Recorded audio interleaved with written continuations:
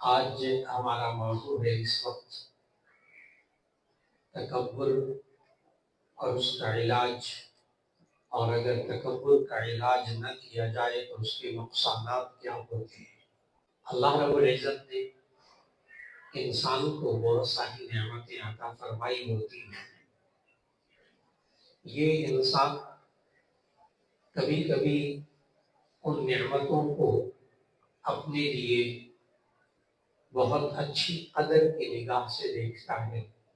یہ تو بری بات نہیں کہ انسان کو جو اللہ نے صلاحیتیں دی ہوں، دوسری خوبیاں دی ہوں، یہ انسان اپنے آپ کو اچھا سمجھے، یہ برا نہیں ہے، اس پر تو اسے الحمدللہ کہنا چاہیے۔ لیکن کبھی کبھی انسان کو اللہ صلاحیتیں دے تو ایسی صورت میں وہ دوسرے انسانوں کو حقیر سمجھنے لگتا ہے، اپنے سے چھوٹا سمجھنے لگتا ہے، بس اس وقت وہ تکبر میں مبتلا ہو جاتا ہے۔ اور تکبر جو ہے عام طور پر یہ تین چیزوں میں سامنے آتا ہے۔ ایک علم میں تکبر انسان کے اندر پیدا ہوتا ہے، میں زیادہ جانتا ہوں، فلاں شخص کو کچھ نہیں آتا۔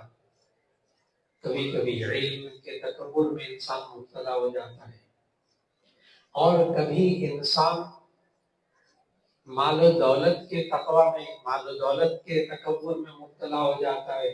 میرے پاس مال زیادہ، اس کے پاس مال کم، اس کو حقیر سمجھنا شروع کر دے۔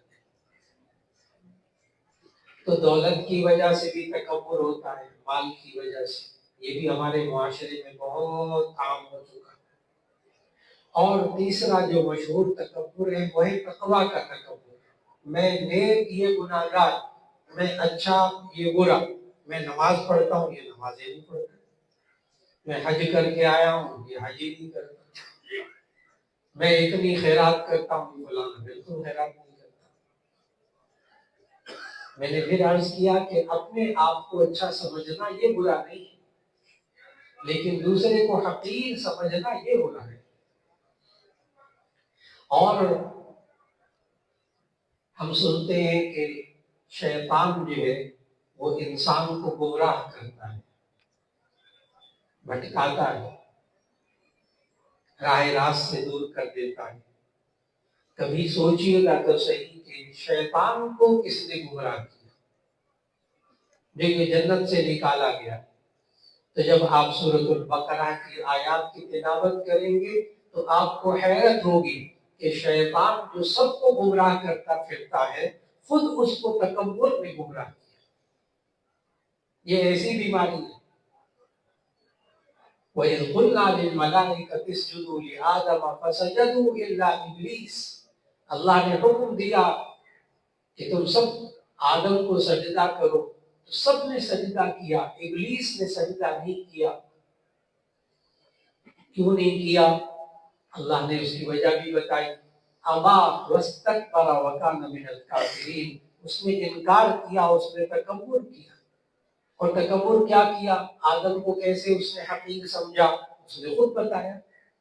اللہ نے پوچھا لما منعک ان تسجد لما خلقت بیدی، جس کو میں نے اپنے خود قبضہ قدرت سے اپنے ہاتھوں سے پیدا کیا، بنایا آدم کو، تو نے کیوں نہیں سجدہ کیا؟ تو آگے سے ابلیس نے کہا، متکبرانہ جملہ کہا، خلقتنی من نار وخلقتہ من طین، خلقتہ من نار، خلقتہ، تو نے اس کو آگ سے، ابلیس کو آگ سے پیدا کیا، خلقتنی من نار، تو نے مجھے آگ سے پیدا کیا ہے، وخلقتہ من طین، اور اس کو آدم کو مٹی سے پیدا کیا ہے۔ آپ کو افضل ہوتی ہے میں نہیں کر سکتا، میرا مرتبہ اعلیٰ ہے۔ یہ نہیں سمجھ میں آیا کہ اللہ نے کہا تھا۔ پھر اللہ نے اس کو کہا کہ فَخْرُجْ إِنَّكَ رَجِيمٌ، تو نکل جا، تو دھنکاروں میں جنت میں سے نکال دیا۔ معلوم ہوا تکبر کا انجام بالآخر ذلت ہوتا ہے۔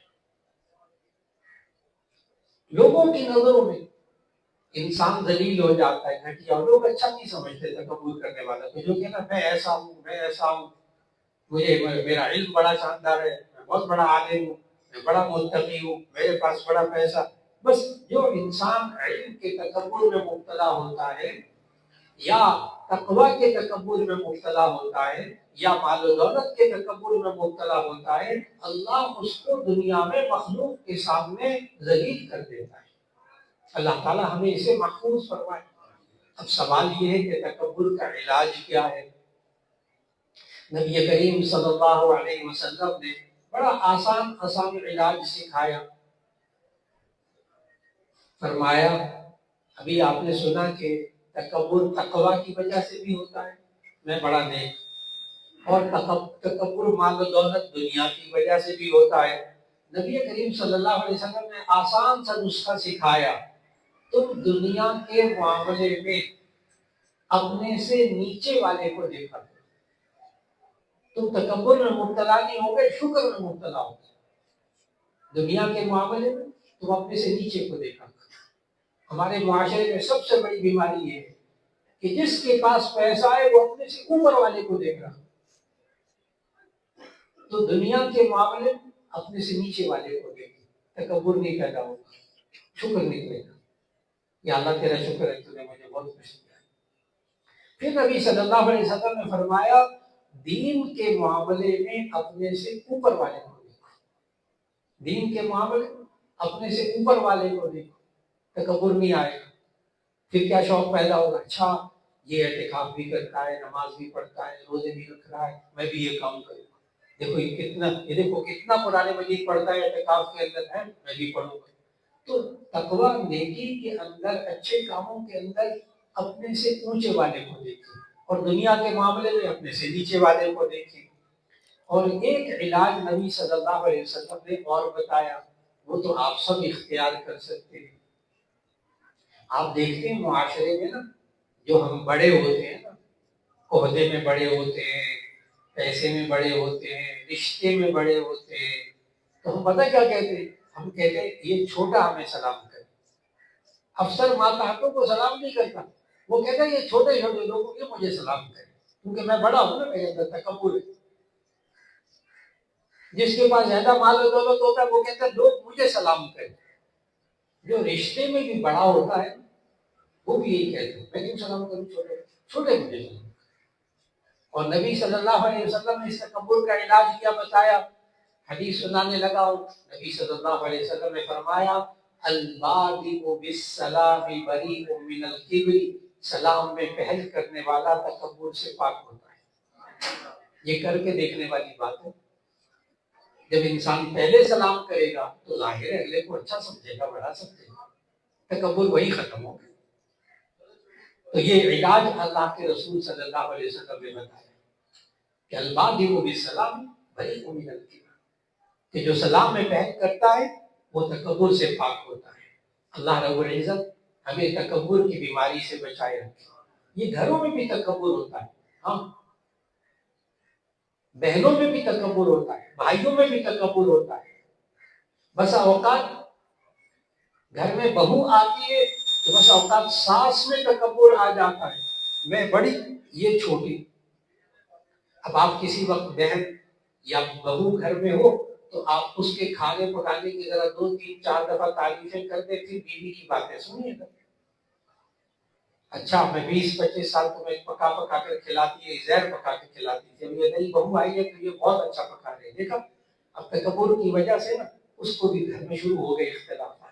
تو تکبر کی وجہ سے لڑائیاں بھی ہوتی ہیں، اور جو انسان عاجزی اختیار کرتا ہے تو اللہ تعالیٰ پھر محبت پیدا فرما دیتا ہے۔